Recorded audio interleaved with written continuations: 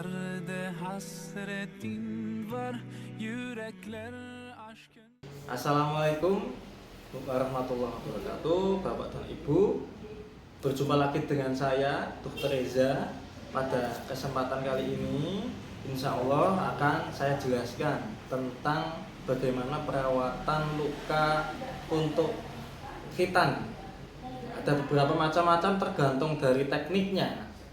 Oke, sebelum saya jelaskan, alangkah baiknya untuk memberikan like dan subscribe-nya untuk video kami dan channel kami ini, supaya kami lebih semangat lagi untuk memberikan edukasi tentang kesehatan kepada masyarakat.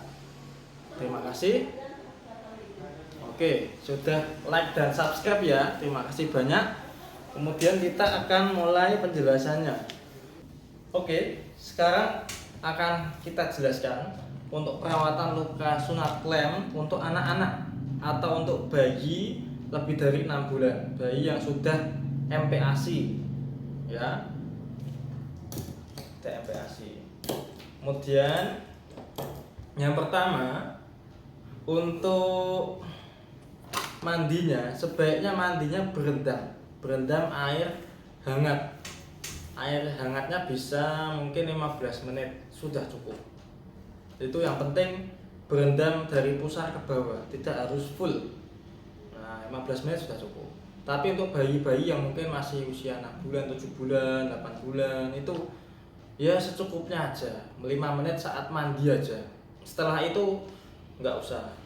Soalnya nanti kalau lama-lama juga risiko untuk bayinya kedinginan atau hipotermi. Jadi sebaiknya memang untuk yang usia mungkin di atas 1 tahun itu biasanya sudah aman untuk berendam. Berendamnya nanti cukup 15 menit saja. Nah, pakai air hangat ya Bapak Ibu. Kemudian nanti ada opsi juga untuk anak-anak besar. Kadang-kadang ada yang di klemnya minta dilepas atau minta klemnya itu lepas dengan sendirinya, seperti tali pusar yang puputan ya, tergantung kenyamanan anak dan keluarga. Kalau misalnya rumahnya jauh, agak susah, repot untuk ngatur waktu kontrol, dan juga anaknya memang tidak tahan sakit, bisa saja nanti ini nunggu lepas dengan sendirinya. Untuk anak-anak yang penakut biasanya rata-rata lebih memilih untuk lepas dengan sendirinya, karena saat sunat itu memang beda-beda, tipe-tipe anak beda-beda. Ada yang dari dulu sudah punya trauma dengan dokter dan medis, mungkin dulu sering kali sakit, sering kali diinfus, atau pernah ada tindakan medis intinya, jadi sudah trauma duluan.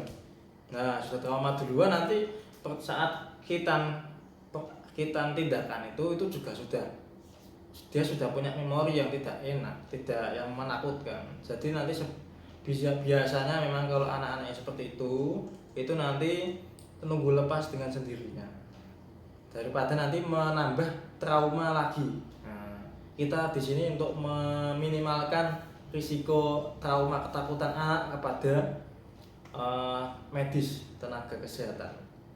Jadi gitu. Tapi kalau untuk anak-anak yang biasa, yang boles, yang setiap hari nanti setelah sunat langsung main, langsung enggak, itu intinya dia itu nyaman-nyaman aja, itu boleh nanti hari kelima atau setelah 5 hari nanti bisa kontrol. Dan itu di tempat kami gratis, karena sudah termasuk satu paket dari awal konsultasi, tindakan, obat, sampai kontrol ya. Kemudian setelah itu, jika untuk anak yang dilepas, nanti setelah 5 hari kesini nanti akan kami lepas untuk alatnya ini.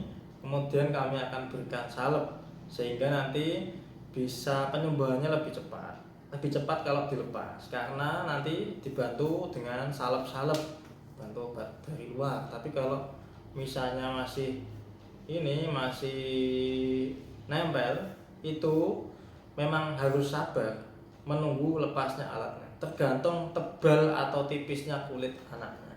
Kalau semakin tua biasanya semakin tebal, itu semakin lama. Biasanya umur kelas 1 SMP itu sudah paling tua yang biasanya sunat itu biasanya sampai 2 sampai 3 minggu. Paling cepat 2 minggu, paling lama 3 minggu alatnya baru lepas. Nah, monggo ini pilihan. Tapi sebenarnya nggak apa-apa juga. Dipakai sekolah pun nggak masalah. Nanti sudah pakai sempak biasa. Kalau sudah 5 hari biasanya sudah nggak begitu geli. Nanti pakai sempak biasa nggak apa-apa. Asalkan celananya longgar, celana yang untuk sekolah itu tidak masalah, nanti dipakai untuk sekolah. Jadi nggak apa-apa. Sekolah itu nggak masalah. Tapi kalau mau pengen lebih cepat lagi, pengen segera sekolah, pengen nggak gondal-gandul alatnya, nah itu nanti bisa dilepaskan di sini di tempat kami saat kontrol. Oke. Kemudian setelah itu setiap buang air kecil nanti sebaiknya disiram pakai air biasa, pakai air gayung biasa. Terus setelah itu disemprot, semprot itu tujuannya untuk antiseptik. Ini isinya adalah NaCl, larutan NaCl untuk menghambat pertumbuhan kuman. Jadi disemprotkan di bagian tengahnya sini ya Bapak Ibu, bagian tengah dalam tabungnya. 5 semprotan biasanya, 1, 2, 3, 4, 5. Nah setelah itu kan luarnya kanan dan kiri, 1, 2, 1, 2. Jadi bagian dalam 5 kali, bagian kanan 2 kali, kiri 2 kali. Ya, kemudian setelah itu dilap dengan cotton bud. Untuk bagian dalamnya sini, bagian dalam tabung ini dilap dengan cotton bud. Bagian luarnya juga boleh pakai cotton bud atau pakai tisu. Yang luar lebih gampang, lebih cepat pakai tisu. Setelah itu sudah ya, sudah kering ya, sudah kering nanti ditetesi minyak zaitun. Ini fungsinya untuk melicinkan sekaligus untuk supaya antibakteri. Ini minyak zaitun juga bagus untuk penyembuhan kulit dan bagus untuk antibakteri. Nanti diteteskan di sama kayak tadi semprotan. Jadi di dalam tabung 5 ini cukup 2 tetes. 2 tetes, kemudian kanan 2 tetes, kiri 2 tetes. Kemudian setelah itu tidak perlu dilap karena tujuannya untuk melicinkan dan nanti lama-lama akan diserap oleh kulit karena bentuknya minyak.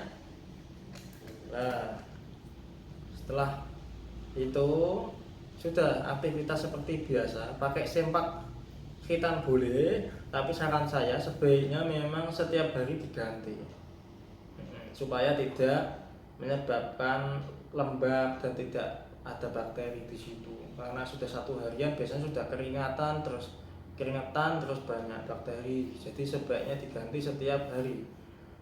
Kemudian tolong jangan diberikan salep, betadine atau apapun itu sehingga nanti menyebabkan lengket. Kalau lengket nanti semakin lama ini klaimnya untuk lepas. Dan saat dilepas pun agak susah, agak sakit karena ditakutkannya nanti bisa lengket. Terus kemudian ini saya ingatkan kembali, ini harus berendam ya. Adapun anak-anak juga yang tidak mengikuti petunjuk dokter, itu tidak berendam, tidak mau berendam, takut kena air. Tidak apa-apa, kena air malah justru bisa membuat otot penisnya ini bisa rileks, terus nanti lebih enak karena airnya air hangat. Jadi sebaiknya tetap berendam. Dan nanti saat dilepas pun lebih gampang dan anak tidak kesakitan. Nah, seperti itu. Jadi nggak usah takut ya.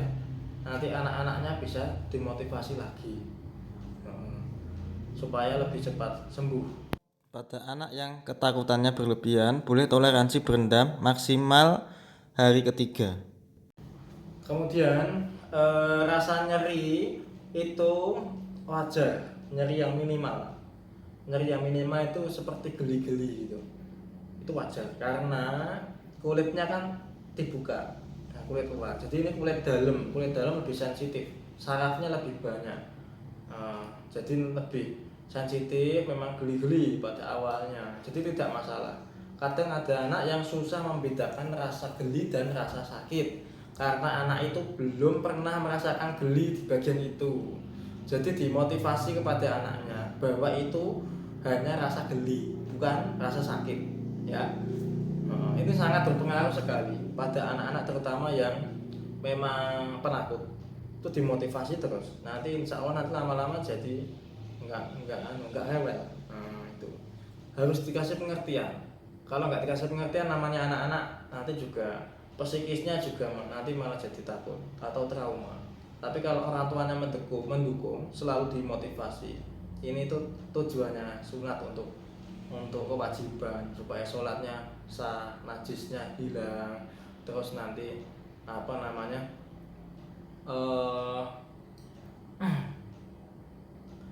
rasanya cuma geli, nggak ada rasa-rasa apapun itu, jadi tidak perlu khawatir, yang penting hanya geli, nanti insya Allah cepat sembuh. Nyatanya bapak dulu juga sunat, dulu metodenya malah nggak secanggih ini, jadi dulu sembuhnya lebih lama.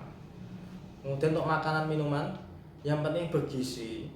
Makanan itu boleh protein tinggi dan sayuran, itu bagus, dengan catatan anak tidak alergi protein seperti mungkin udang, seafood, telur, terus apa itu ayam, kemudian ikan kembung, ikan kutuk, itu bagus. Tapi syaratnya anak tidak alergi. Jika misalnya anak punya riwayat alergi, sebaiknya dihindari, nyari yang tidak ada alerginya. Tahu tempe itu juga bagus untuk proteinnya. Nah, kemudian yang paling bagus memang tadi ikan-ikanan, dan itu apa namanya, vitaminnya lebih tinggi, omega 3, omega 6, kemudian lemak-lemak baik di ikan itu lebih tinggi daripada seperti ayam dan sebagainya ya.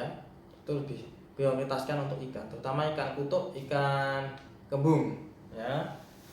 Kemudian minumnya harus rutin 2 liter setiap hari. 2 liter itu ya di sekitar 18, itu nanti bisa dihitung satu hari itu harus itu. Tujuannya supaya tidak kekurangan cairan. Kalau tubuh kurang cairan, nanti lama-lama selnya yang ada di dalam penis atau kelaminnya itu juga kekurangan cairan. Akhirnya malah susah sembuhnya lama. Daripada anak yang suka makan sayur, suka minum air putih, itu nanti lebih cepat untuk sembuh. Oke. Kemudian hindari aktivitas berat. Misalnya contohnya 1, lari-lari sampai kelelahan. Lari-lari pun sebenarnya kurang dianjurkan, takutkannya nanti mungkin ditakutkan yang lain, bisa jatuh. Yang kedua itu bagian penisnya nabrak yang lain, mungkin kebentur atau apa, itu jadi agak sakit, tapi aslinya nggak apa-apa, aman, cuman takutnya ada hal yang lain itu yang kita tidak harapkan. Terus yang kedua, tidak boleh sepak bola, main sepak bola. Kalau main sepak bolanya sih nggak masalah ya, cuman kadang-kadang kalau mungkin ketendang temennya pakai bola yang keras, itu nanti jadi sakit. Nah itu dikhawatirkan ada hal yang lain. Kemudian kita obatnya diminum sesuai petunjuk dokter sehari 3 kali itu, tepat pada waktunya sebaiknya setiap 8 jam. Dihitung waktunya ini benar-benar, karena itu ada obat antibiotiknya supaya menghindari kuman. Kemudian sebaiknya kita berjemur setiap